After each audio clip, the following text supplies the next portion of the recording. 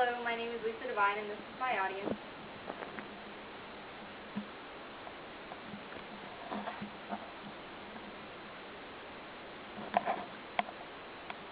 Did Betsy Ross really make the first American flag?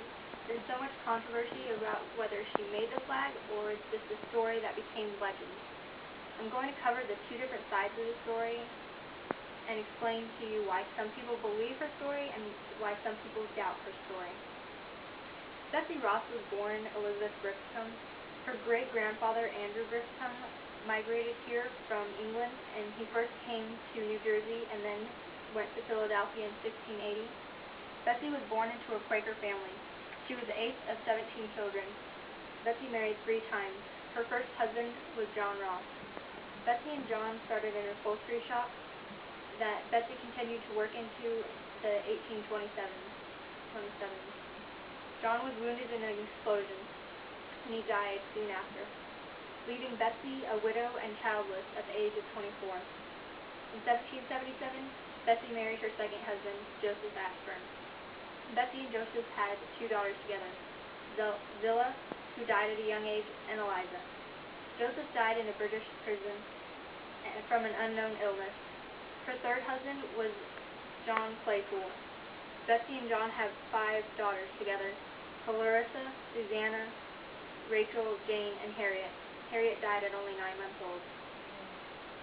John died after 20 years of ill health. It was said that George Washington, Robert Morris, and George Ross, who recommended Betsy to make the first American flag, came to Betsy's upholstery shop and asked her to make the first American flag, to which she agreed. And this is the first American flag that Betsy made with the 13 stars.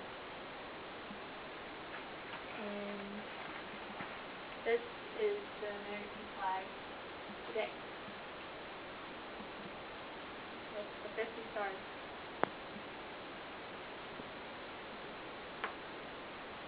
When George Washington first came to Betsy's upholstery shop, he asked her to make 6 pointed stars. But when Betsy showed him a neat trick of how you could fold the fabric and cut it 1 time to make a perfect 5-pointed star, he agreed, and that's how we have 5-pointed stars. When Betsy's grandson told his story about Betsy's involvement with the first flag, it quickly became legend. It was published in Harper's Monthly in 1873, and by the 1880s, it was published in many school textbooks. Many people believe that Betsy's grandson, William Canby's story of his grandmother's involvement with the first American flag could not be confirmed, because Betsy Ross died when William Canby was only 11 years old, so he did not have a first-hand account about her. Additional family members then filed affidavits supporting William's recollections. There was her granddaughter, a niece, and a daughter, but unfortunately none of their affidavits were held true because they were based on stories that Betsy had told them, not first-hand accounts. Betsy died at her daughter's home in January 30th of 1836 at the age of 84. She and her husband, John Claypool's remains were buried at Mount Monarch Cemetery and later reburied at the Betsy Ross home in Philadelphia.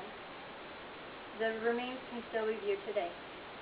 We know that Betsy, Griscom, Ross, Ashburn, Claypool really did live, but the story about her making the first American flag could still be fact or fiction.